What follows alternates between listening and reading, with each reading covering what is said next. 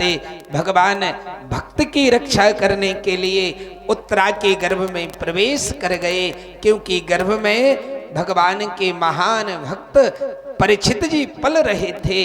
आज परीक्षित की रक्षा करने के लिए श्री ठाकुर ने, श्री भगवान ने उत्तरा के गर्भ में प्रवेश किया। मैं तो इतना तक कहता हूं, उत्तरा जैसी कोई और महान मां नहीं हो सकती। उत्तरा इतनी महान मां हुई कि जिसने अपने गर्भ में भक्तों और भगवान को एक साथ निवास करवाया। प्यारे बंधु, भक्ति में बड़ी शक्ति होती है। भक्ति करके तो देखो। भगवान कहते हैं मेरे जीवन की डोरी तो भक्तों के हाथ में है। भक्तों ने मुहि नाना भांति नचायो। भगवान कहते हैं प्राणी भजन करके तो देखे। हम जितना प्रेम संसार से करते हैं ना, हम जितना प्रेम संसार की वस्तुओं से करते हैं, उतना प्रेम यदि उस परमात्मा से करना प्रारंभ कर दें। देखो हम लोग भक्ति तो करते हैं, लेकिन भक्ति का दिखावा बहुत करते हैं। भगवान का भजन कम करेंगे, दिखावा बहुत करेंगे। कई लोग तो ऐसा करते हैं, कहते हैं कि हमारा कोई दान पुण्य हो तो भैया मेरा नाम बोल दिया जाए। एक बात कहूं, संसार को दिखाने के लिए धर्म नहीं होता। धर्म तो होता है खुद के कल्याण के लिए। शास्त्र में लिखा है दान पुण्य धर्म जब भी करो तो शास्त्र कहता है गोपनीयम गोपनीयम गोपनीयम प्रयत्नतः। जिस प्रकार धन को बड़ी छुपा करके रखते हैं, इसी प्रकार धर्म भी होना चाहिए कि धर्म का ज्यादा प्रदर्शन ना हो। धर्म तो हमारे आत्म कल्याण के लिए है। धर्म तो हम उस परमात्मा को खुश करने के लिए करते हैं। हाँ, धर्म है क्या? कई लोग कहते हैं कि मैं तो बहुत धर्म करता हूं। जानते हो महाराज, धर्म कहते किसको है? धर्म की परिभाषा क्या है? मानस में बाबा तुलसी ने वर्णन किया। बोले भैया यदि धर्म करना चाहते हो तो जीवन का सबसे बड़ा धर्म है कि परहित सरस धर्म नहीं भाई। जीवन में दूसरों का हित करना प्रारंभ कर दो, इससे बड़ा और कोई धर्म नहीं हो सकता। हम मंदिर में जाएं वो तो ठीक है, लेकिन मंदिर में दर्शन करके आए और किसी के विषय में बुरा सोच रहे हैं तो क्या मतलब हुआ मंदिर जाने का? हम तीर्थों की यात्रा पर गए, चारों धाम की यात्रा गई की, लेकिन मन का मैल नहीं मिटा, मैंने मन को नहीं सुधार पाया, तो क्या मतलब हुआ उन यात्राओं का करने का? जीवन में इस मन को सुधार लेना। ये मन में जो विकृतियां हैं, ये मन में, हमारे मन में जो दूसरों के प्रति ईर्ष्या भर चुकी है, दूसरों के प्रति जो विरोध भर चुका है, महाराज इसको धीरे धीरे करके समाप्त करना पड़ेगा। क्योंकि हमारे मन में जब तक ये मैल रहेगा तब तक परमात्मा हमारे मन में आ नहीं सकते। जीवन में ये सब क्षणिक है, मात्र सहारा उस परमात्मा का है। आज जैसे ही माता उत्तरा के जीवन में संकट आया तो उस पूर्ण ब्रह्म परमात्मा ने ही उत्तरा के गर्भ की रक्षा की। कालांतर में जैसे ही उत्तरा के गर्भ की रक्षा करने के बाद भगवान बैठे हुए थे, कुंती बुआ आ गई उसी समय। सूत जी कहते हैं कुंती बुआ ने जैसे ही सावली सरकार को प्रणाम किया, भगवान मुस्कुरा करके कुंती से कहते हैं बुआ, जीवन में बहुत विपत्तियों को देखा आपने, आज मेरा मन कह रहा है कि बुआ आपको जो चाहिए वो मांग लो। कुंती बोली नहीं नहीं कन्हैया, कुछ नहीं चाहिए, सब तो दिया आपने। भगवान बोले नहीं नहीं बुआ, आपके जीवन में कितना संकट आया, आज तो मेरा मन कर रहा है कि मेरी बुआ मेरे से कुछ मांगे और मैं प्रेम से उसको प्रदान करूं। कुंती कहते हैं नहीं नहीं कन्हैया, इन नेत्रों को आपके दर्शन मिलते रहे, इस जीभ से आपका नाम लेते बनता रहे, इन कानों को आपकी कथा सुनने के लिए मिलती रहे, और क्या चाहिए इस जीवन में। भगवान बोले नहीं बुआ, ये तो सब बनाने की बात है।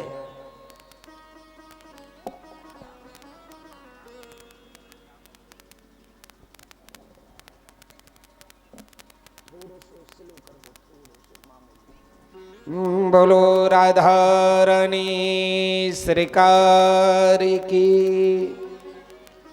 महाराज कुंती बड़ी धर्म मार्ग पर चलने वाली थी। कलयुग का कोई भक्त होता, कलयुग के भक्त से यदि भगवान कलयुग में किसी भक्त को भगवान मिल जाए ना, और भगवान ये कह दे भैया तेरे को जो कुछ मांगना है वो मांग ले, तो कलयुग का भक्त तो एक लंबी सी लिस्ट बना के तैयार करेगा। हाँ, वो थोड़ी पीछे रहेगा। लेकिन याद रखना, जीवन में यदि भक्ति करके हमने भगवान से कुछ मांग लिया, तो मैं अपने मन की बात नहीं कह रहा हूं। शास्त्रों में लिखा है जिसने भगवान का भजन किया और भजन करके जिसने भगवान से कुछ मांग लिया,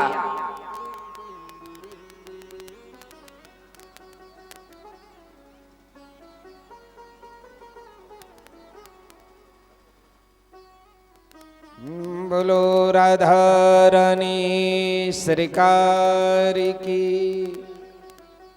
महाराज परमात्मा का भजन तो करना, स्मरण तो करना, लेकिन कभी कुछ मांगना नहीं। भजन करके यदि हमने भगवान से कुछ मांग लिया तो वो भजन नहीं है, उसको तो धंधा कहते हैं कि भगवान मैंने आपका भजन किया, मैंने आपसे कुछ मांग लिया, ये तो अदला बल्दी हो गई ना। जीवन में भगवान का स्मरण भजन पूजन तो खूब करना, लेकिन सबसे बड़ी भक्ति क्या है? निष्काम भक्ति। उस परमात्मा से कभी कुछ मत मांगो। ये नहीं सोचना कि हम लोग मांगेंगे नहीं तो वे कुछ देंगे भी नहीं, ऐसा नहीं है प्यारे बंधु। बिना मांगे भी वो परमात्मा सब कुछ देता है, लेकिन हम मांग करके क्यों छोटे बने? वो मेरा मालिक है, मेरे मांगने का कोई अधिकार ही नहीं है, उसको सभी की खबर है। हम जीवन में कुछ ना मांगे तब हमारी श्रेष्ठ भक्ति मानी जाएगी। आज कुंती से बार बार कन्हैया ने कहा, लेकिन कुंती ने कहा है परमात्मा, जीवन में यदि आपकी इच्छा है, देना भी चाहते हो तो एक वरदान दे दो। कुंती से जो ही भगवान ने सुना कि बुआ कुछ मांग रहे हैं, भगवान बोले हे बुआ, आप एक क्या 1000 वरदान मांग लो, तो आज ये कन्हैया पीछे हटने वाला नहीं है।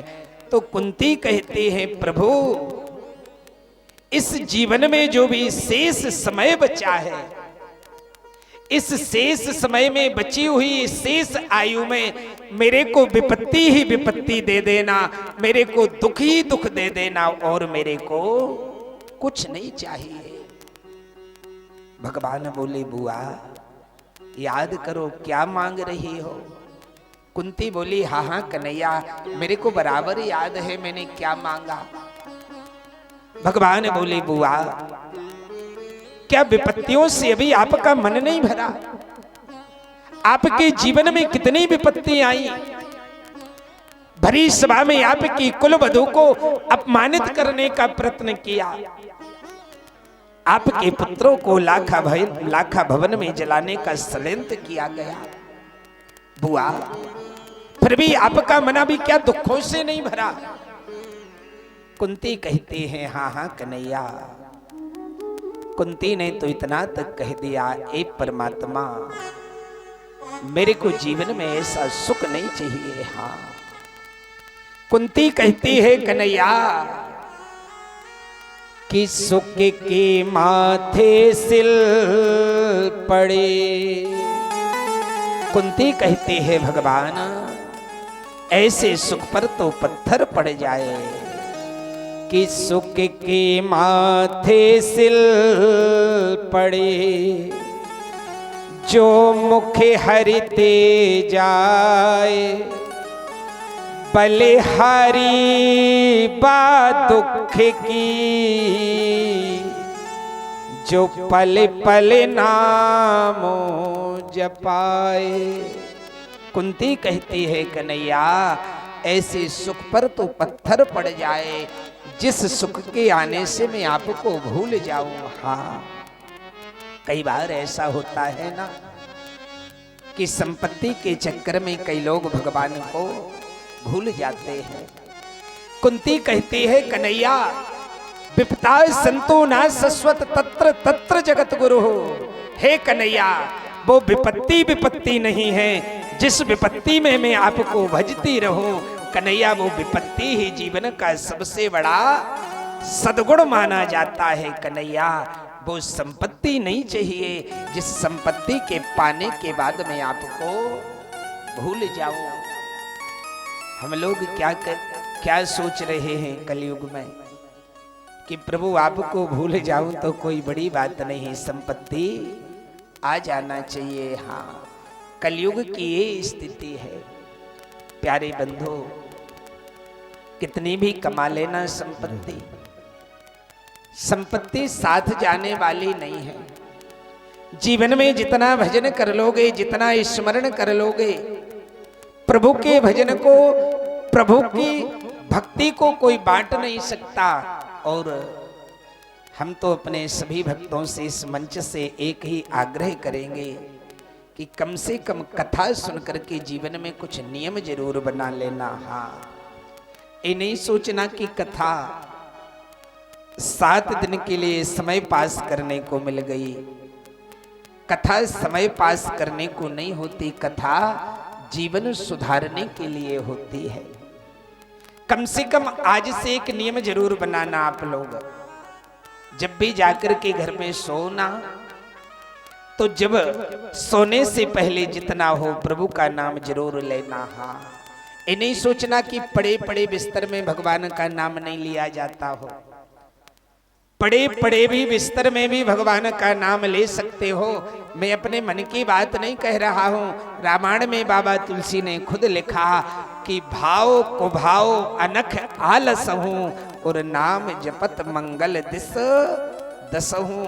बोले भगवान का नाम कैसा होता है? बोले एक बीज की तरह है। बोले जब किसान जमीन में बीज डालता है तो वो ये नहीं देखता कि बीज उल्टा गिर रहा है या सीधा गिर रहा है, उसको ये विश्वास रहता है कि हम जमीन में बीज डालेंगे तो इसमें से अंकुर जरूर निकलेगा। इसी प्रकार प्रभु का नाम है। तुलसी अपने राम को रीज भजोया खीज, और खेत परे को जमत है उल्टो सीधो बीज। तुलसी बाबा खुद कहते हैं कि प्रभु का नाम किसी भी अवस्था में हो तो हमारी माताएं बहनें भक्तवृंद आज से नियम बना लेना, जब भी रात्रि में सोना तो बिस्तर पर लेटे लेटे जब तक आंख बंद ना हो जाए, जब तक नींद ना आ जाए, तो मन में सीताराम सीताराम सीताराम भजते रहना। हाँ, इस श्वास में वो प्रभु का नाम गूंजता रहे, और प्रभु का नाम लेते लेते यदि हमको नींद आ गई तो समझ लेना कि मेरा जीवन अब सुधर जाएगा।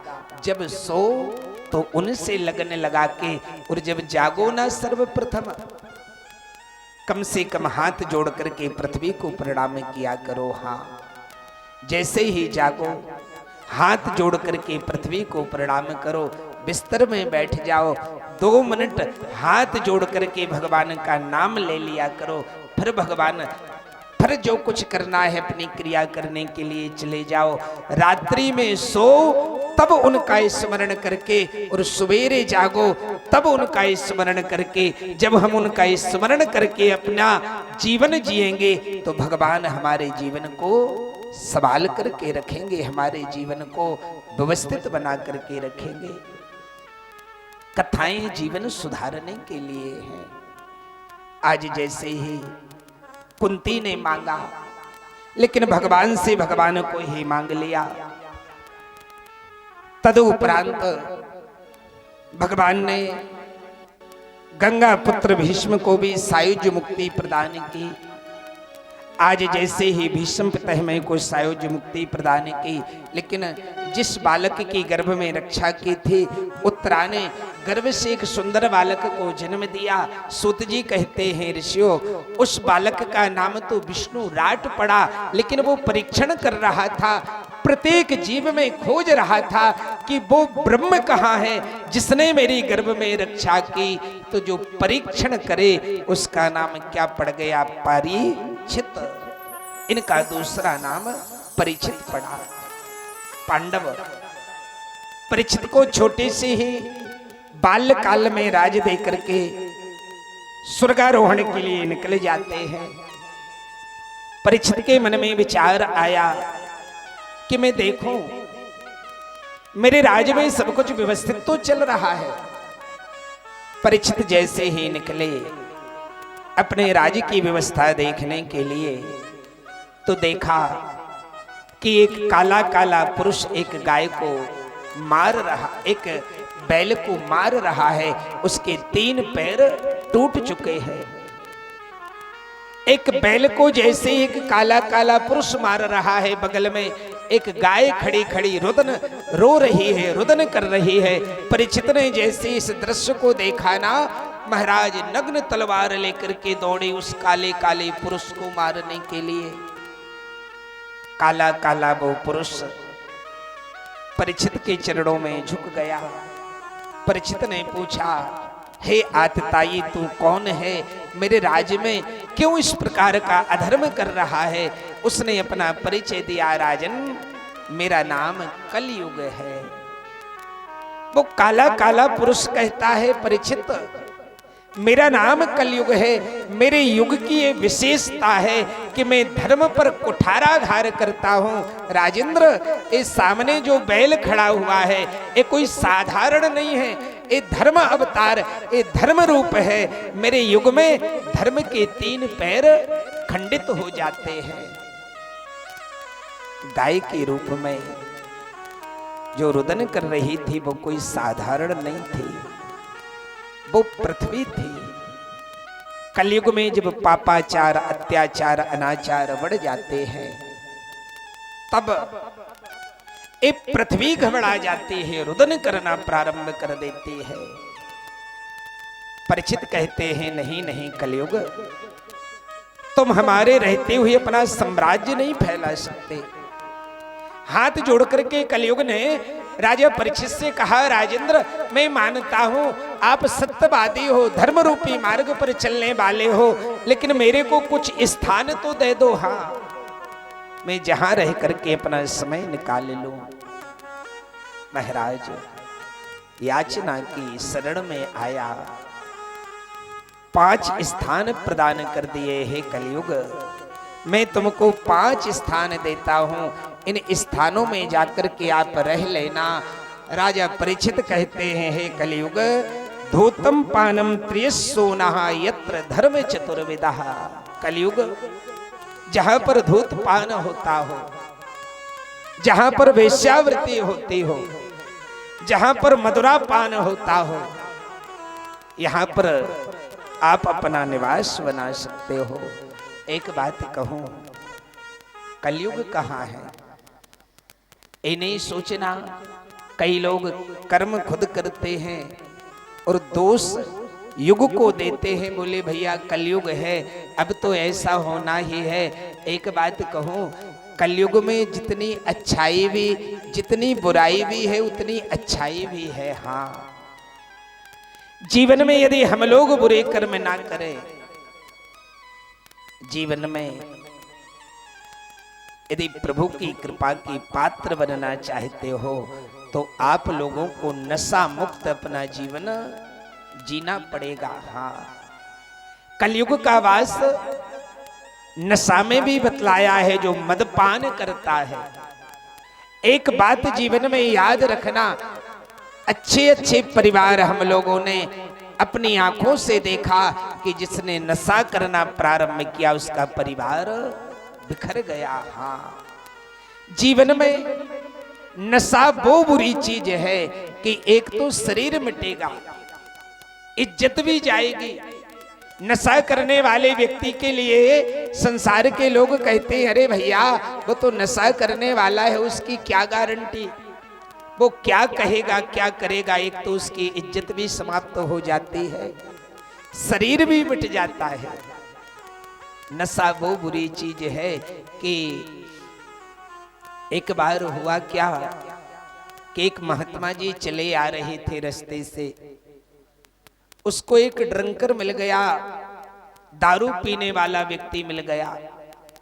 महात्मा जी को बड़ा जुखाम था। उस पीने वाले व्यक्ति ने महात्मा जी को जैसे ही उदास देखा ना तो हाथ जोड़ करके बोला, बाबा जी बड़े उदास हो, क्या बात है। बाबा जी बोले, बेटा क्या बतलाऊं, 3 महीने से जुखाम है, बड़े बड़े MBBS डॉक्टरों से इलाज करवा लिया, मेरा जुखाम नहीं मिट रहा है। वो पीने वाला व्यक्ति बोला, बाबा जी हमारी बात मान जाओ, मैं गारंटी लेता हूं तुम्हारा जुखाम मिट जाएगा। बाबा जी बोले, अरे बेटा गारंटी तो डॉक्टरों ने नहीं ली, तेरी ऐसी कैसी दवा की तू गारंटी ले रहा है, जरा नाम तो बताओ उस दवा का। पीने वाला व्यक्ति था ना, बोले बाबा जी थोड़ी सी शराब पी लो, मैं गारंटी लेता हूं तुम्हारा जुखाम मिट जाएगा। बाबा जी बोले, राम राम, क्या बात करे तू, शराब से थोड़ी जुखाम मिटेगा। पीने वाला व्यक्ति बोला, अरे बाबा जी आप जुखाम की बात कह रहे हो। पीने वाला व्यक्ति कहता है, बाबा जी आप जुखाम की बात कर रहे हो, मेरे पिताजी मेरे को 10 एकड़ जमीन दे करके गए थे, जिस दिन से मैंने पीना प्रारंभ किया वो भी मिट गई। हाँ ये जुखाम क्या, ये तो छोटी सी बात है। पीने वाला व्यक्ति कहता है, अरे भैया पीना प्रारंभ तो कर, गारंटी में लेता हूं तेरी संपत्ति भी मिट जाएगी, तेरा शरीर भी मिट जाएगा और अंत में बड़ी विचित्र दुर्दशा होगी। हाँ श्राप वो बुरी चीज है। कई लोग जानते हैं, जानते हुए भी अनजान बने रहते हैं, जानते हैं फिर भी मानते नहीं हैं। भगवान ने कई लोग जितने का नशा करते हैं 200-400 रुपये नशे में मिटा आते हैं। भैया यदि उतने 200-500 रुपये के फल लाओ तो आपके परिवार के बच्चे 5 दिन पाएंगे उनको। हाँ जितने तुम व्यर्थ में बर्बाद करते हो, यदि उतने की कोई अच्छी वस्तु लाकर के अपने घर पर रखोगे तो आपका भी मन ठीक रहेगा, आपका परिवार भी ठीक बना रहेगा। लेकिन ये जो बुरी आदतें पड़ती चली जा रही हैं, इससे जीवन अंधकार की ओर जाएगा और कुछ मिलने वाला नहीं है। जीवन में बोलो राधा रानी सरकार की जय हो। वृंदावन में हरे